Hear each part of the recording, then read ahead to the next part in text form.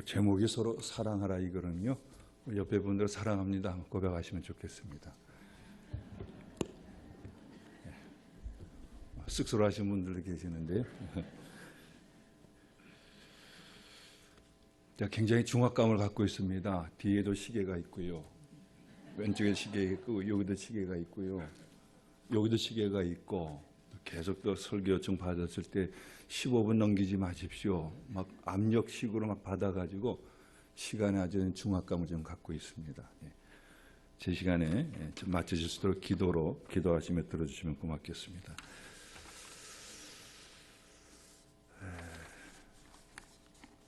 저는 개인적으로요, 존경하는 두 그룹이 있는데요. 한 그룹은 영화나 연극이나 텔레비전에 출연하신 배우들입니다.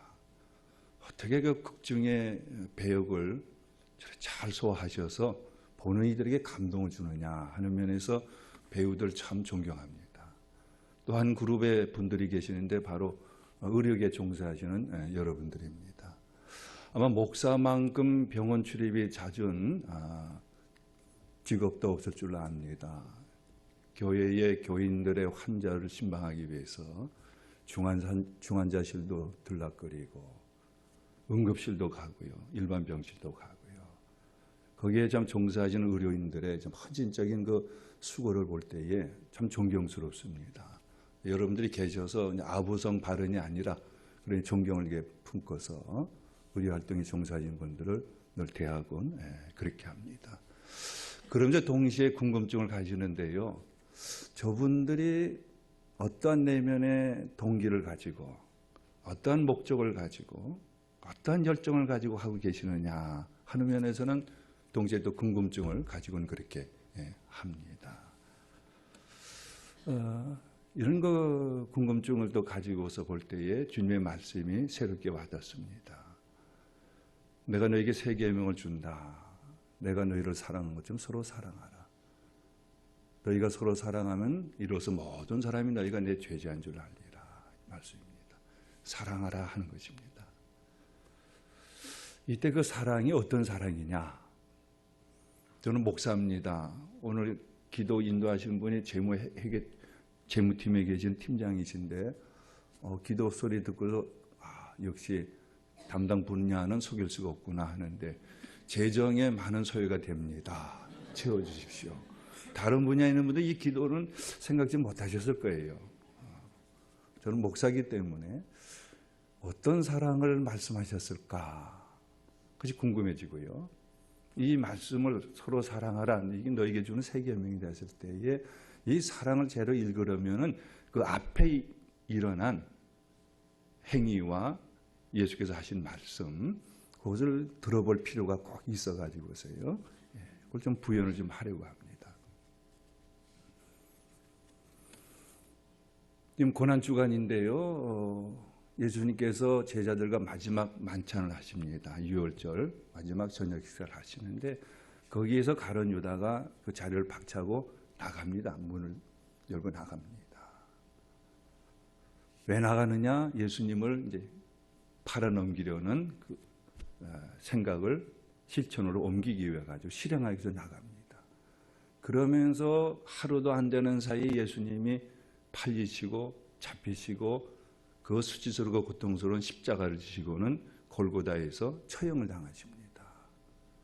가룟 유다가 자리를 박차고 나간 그 후에 하신 말씀이 너희는 서로 사랑하라.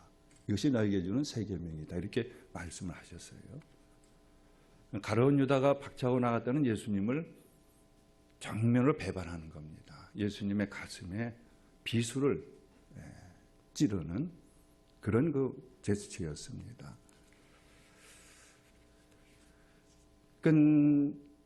저 가룟 유다 나감으로 나는 팔린다, 붙들린다, 신문을 당하고 고초를 당하고 십자가에서 내 목숨이 이렇게 처형이 되어진다. 그걸 예수님 처음부터 하셨습니다. 그럼에도 불구하고 가룟 유다가 나가고 그런 행동하는 것들을 강제로 막지를 아니했습니다. 물리력으로 제지하지를 아니했습니다. 그의 자유의지를 끝까지 존중해 줬습니다. 처음부터 아시고 가는 자와 배반할 걸 아시면은 웬만하면은 참 너는 나쁜 사람이다. 그래서 되겠느냐. 설득도 하시고 또는 그걸 이루려고 하는 그 행동을 강제적으로도 물리적으로도 막을 수가 있었을 텐데 그냥 순전히 그걸 다 받아들이십니다. 뭐까지 받아들이시냐 하면은 예수님을 붙잡으려고 가룟 유다가 군대를 인솔해 가고 옵니다. 그들과 짭니다. 내가 가서 입을 맞추는 그가 예수다. 너희가 붙잡을 예수다. 내가 그에게 입을 맞출 때 그 자를 붙잡아서 단단하게 결박하라. 이런 신호까지 하고서는 예수님께 나와서는 입을 맞춥니다. 스승님 하고서 입을 맞춥니다. 그 자리에도 예수님은 뺨을 때리거나 욕을 하거나 그러지 아니하셨습니다. 있는 그대로 다 수용을 하십니다. 순순히 붙들리시고 이렇게 십자가에 이렇게 넘어가게 되어지십니다. 이런 대목을 놓고서 성경에는 이렇게 얘기합니다.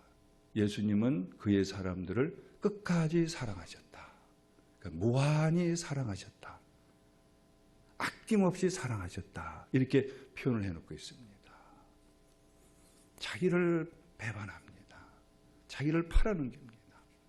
그런 걸 알면서도 제지하지 않으시고 그를 존중했습니다. 그의 인격과 그의 자유의지를 존중했습니다. 끝까지 사랑했습니다. 이런 제자가 가룟 유다 나간 후에 하신 말씀이 너희는 서로 사랑하라. 내가 너희를 사랑한 것처럼 너희가 사랑할 때에 세상 사람들이 너희를 보고서는 내 제자라고 분명히 인정하게 될 것이다. 이런 말씀을 하십니다. 우리에게 종사하시는 분들, 가족 여러분들, 이런 참 내면에 이런 그 사랑을 가지시고서 좀 아파하고 죽어가는 환우들을 고치시고 살려내시며 여기에 딱 같이 협업하셔서 수고를 이루고 계십니다. 여러분들의 그 거룩한 사랑의 수고 속에 이 사랑이 더욱더 공급이 되셔서 더 거룩한 이런 사랑의 의술의 실천자들이 되어질 수 있는 연세 어려운 가족 여러분들이 더욱 되어질 수 있기를 바랍니다. 이런 삶이 좀 원수까지도 사랑하고 용서하고 그 사랑을 끝까지 아낌없이 무한히 이루어나가는 것, 이게 얼마나 영광스러운 삶인가. 그걸 또 이 오늘의 또 고난주간 수요일에 예배하는 예배 시간의 말씀을 통해서 또 잊어버리지 아니했으면 좋겠습니다. 예수님이 가룟 유다가 나간 후에 세 계명을 주시는 그 말씀 위에 직전에 이런 말씀을 또 하셨습니다. 내가 이제 영광을 받았다. 하나님께서 나로 말미암아 이제 영광을 받으셨다. 이렇게 얘기합니다. 간단히 얘기하면은 가룟 유다가 자기를 배반해서 자기는 고초를 당하고 십자가 달려서 목숨을 잃게 되어집니다.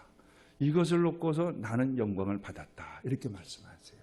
하나님께서 영광을 받으셨다. 이렇게 얘기를 하세요.